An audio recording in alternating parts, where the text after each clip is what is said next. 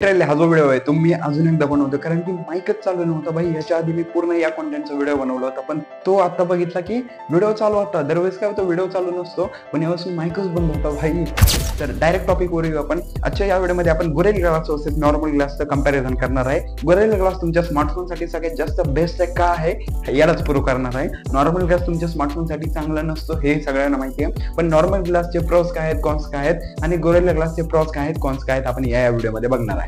तर नॉर्मल ग्लासचे जर का आपण प्रोस बघितले तर तो भरपूर म्हणजे काय काय वेळेस तर मॅन्युफॅक्चरिंग मध्ये स्मार्टफोन तुमचा बनला जातो, त्याच वेळेस तुम्हाला त्याच्यावरती लावून दिला जातो.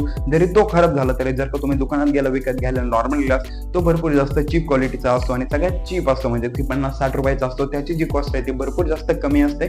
50-60 रुपयात तो तुम्हाला नॉर्मल ग्लास मिळून जातो. जर का याचा आपण कॉन्स बघितला तर तुमच्या स्मार्टफोन्स वरती स्क्रॅचेस वगैरे येतात. तुमचा जो स्मार्टफोन आहे तो जर का पडला तर तुमच्या स्मार्टफोनचा विषय संपला. तुमचा स्मार्टफोन थोडे जरी उंचीवरून पडला तर तुमचा स्मार्टफोन लगेच फुटणार. स्मार्टफोनवरती स्क्रॅचेस वगैरे येतात नॉर्मल ग्लास जर का तुम्ही वापरला तर. आणि काही काही वेळेस तुम्ही जर का खरेदी करायला गेला तर तुम्हाला भरपूर कमी प्राइस मध्ये हा दिला जातो. त्याची जी क्वालिटी आहे ती भरपूर चीप क्वालिटी असते. तुमच्या स्मार्टफोनवरती तो आहे का नाही हे पण तुम्हाला माहित नसतं, म्हणजे इतका चीप क्वालिटीचा असतो. स्मार्टफोन पडल्यानंतर डायरेक्ट फुटणार. हेच नॉर्मल ग्लासचं प्रोज आणि कॉन्स आहे.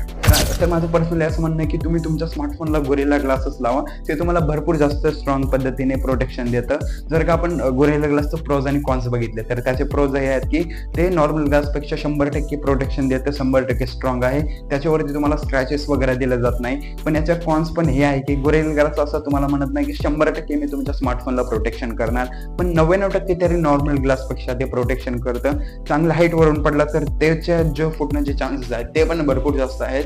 नॉर्मल ग्लासपेक्षा ते 100% जास्त स्ट्रॉंग आहे. जर का तुम्हाला ते घ्यायचं पण असेल तर ते 50-60 रुपयांचं नसतं, थोडीशी जास्त प्राइस असते त्याची, म्हणजेच की एक्सपेन्सिव्ह असतं. 200-300 रुपयाचं त्याची जी प्राइस आहे ती गोरेला ग्लासची प्राइस असते.